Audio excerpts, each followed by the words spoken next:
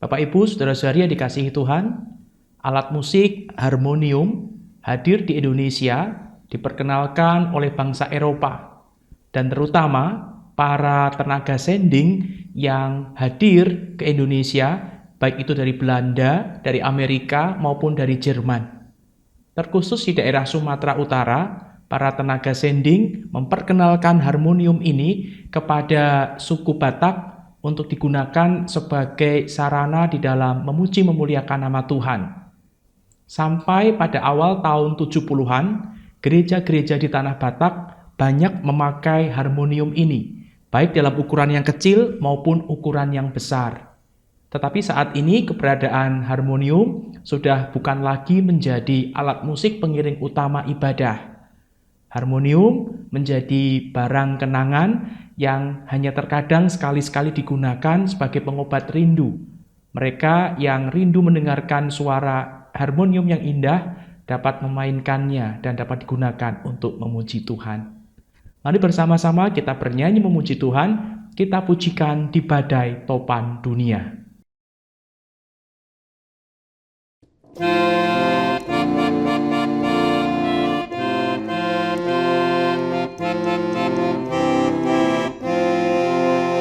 Di badai topan dunia, Tuhanlah perlindunganmu. Kendati goncang semesta, Tuhanlah perlindunganmu. Ya Yesus gunung batu di dunia, di dunia, di dunia. Ya Yesus gunung batu di dunia, tempat berlindung yang teguh. Dan biar badai menyerang, Tuhanlah perlindunganmu. Padanya kau tetap tentram, Tuhanlah perlindunganmu. Ya Yesus gunung batu di dunia, di dunia, di dunia. Ya Yesus gunung batu di dunia, tempat berlindung yang teguh.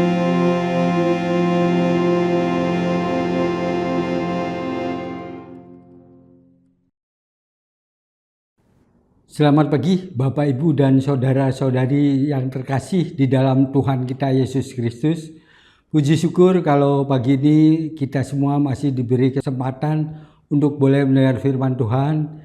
Dan biar firman ini juga boleh menjadi kekuatan kita untuk menjadikan kita terus setia untuk mengabdi pada Tuhan kita. Dan sebelumnya mari kita berdoa. Bapak yang baik, terima kasih kalau kesempatan pada pagi ini kami diberi kesempatan untuk boleh mendengarkan firman-Mu, juga boleh membacanya dengan baik. Kiranya semua apa yang disampaikan nanti oleh hamba-Mu Pendeta Angga, kiranya kami boleh menyimpannya di dalam hati kami dan boleh melakukannya di dalam kehidupan kami sehari lepas hari. Berkati Bapak anak-anak-Mu di dalam hari lepas hari untuk menjadi hamba-Mu yang setia. Terima kasih.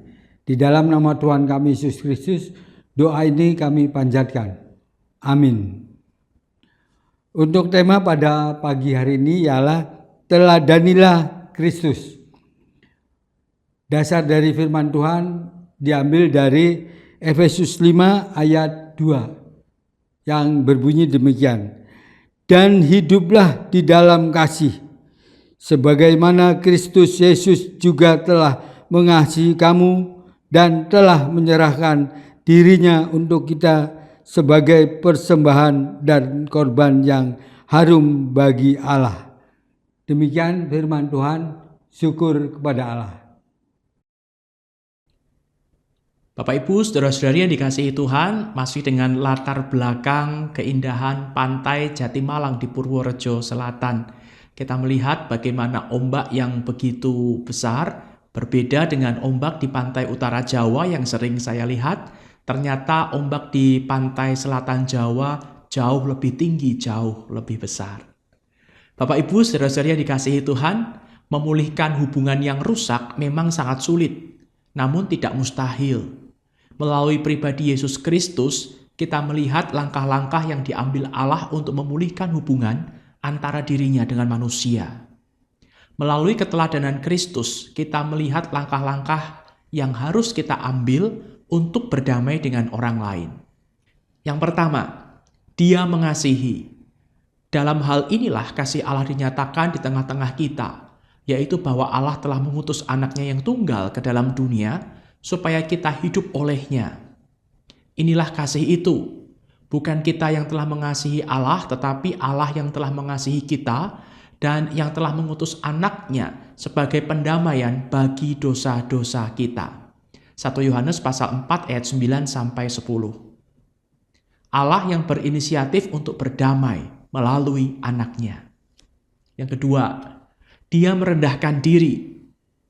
Dan dalam keadaan sebagai manusia, Ia telah merendahkan dirinya dan taat sampai mati, bahkan sampai mati di kayu salib. Filipi 2 ayat 8. Anak Allah merendahkan dirinya demi pemulihan hubungan antara Allah dengan manusia. Yang ketiga, Dia menderita. Sebab juga Kristus telah mati sekali untuk segala dosa kita. Ia yang benar untuk orang-orang yang tidak benar, supaya Ia membawa kita kepada Allah. Ia yang telah dibunuh dalam keadaannya sebagai manusia, tetapi yang telah dibangkitkan menurut roh. 1 Petrus pasal 3 ayat 18. Dosa telah memutuskan hubungan kita dengan Allah, oleh karena itu Allah mengorbankan anaknya bagi kita supaya kita bisa hidup. Yang keempat, Dia mengajak berdamai. Ia datang dan memberitakan damai sejahtera kepada kamu yang jauh, dan damai sejahtera kepada mereka yang dekat. Karena oleh Dia kita kedua pihak dalam satu roh beroleh jalan masuk kepada Bapa. Efesus pasal 2 ayat 17-18. Melalui Kristus, Allah memberikan tawaran untuk semua orang datang kepadanya. Dan yang kelima, Dia mengampuni. Sebab di dalam Dia dan oleh darah-Nya kita beroleh penebusan, yaitu pengampunan dosa, menurut kekayaan kasih karunia-Nya. Efesus pasal pertama ayat 7. Kita cenderung melawan Allah, namun Dia selalu menunjukkan belas kasihan. Ia tidak membiarkan dosa terus menghalangi hubungannya dengan manusia. Dia mengampuni kita melalui anaknya. Teladan Kristus ini sudah seharusnya menjadi dasar tindakan kita dalam memulihkan hubungan yang telah retak dengan sesama kita. Maukah kita meneladani Kristus? Mari kita jawab di dalam doa kita. Bapa di surga, ampuni kami jikalau selama ini kami menyimpan dendam, kami tidak membereskan akan masalah-masalah yang terjadi antara kami dengan sesama. Kami tidak dapat mengampuni mereka yang bersalah kepada kami. Ampuni kami ya Bapa, mampukan kami untuk dapat mengampuni orang-orang yang bersalah kepada kami, karena kami sudah mendapatkan pengampunan dari Engkau. Ini kami anak-anak-Mu yang siap untuk belajar mengampuni sesama. Di dalam nama Tuhan Yesus kami berdoa. Amin. Selamat pagi, Tuhan memberkati.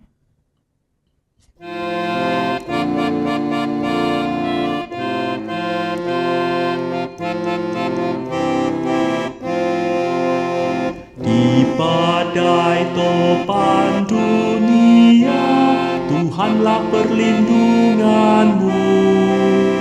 Kendati goncang semesta, Tuhanlah perlindunganmu. Ya Yesus gunung batu di dunia, di dunia, di dunia. Ya Yesus gunung batu di dunia, tempat berlindung yang teguh. Dan biar badai menyerang, Tuhanlah perlindunganmu. Padanya kau tetap tentram, Tuhanlah perlindunganmu. Ya Yesus gunung batu di dunia, di dunia, di dunia. Ya Yesus gunung batu di dunia, tempat berlindung yang teguh.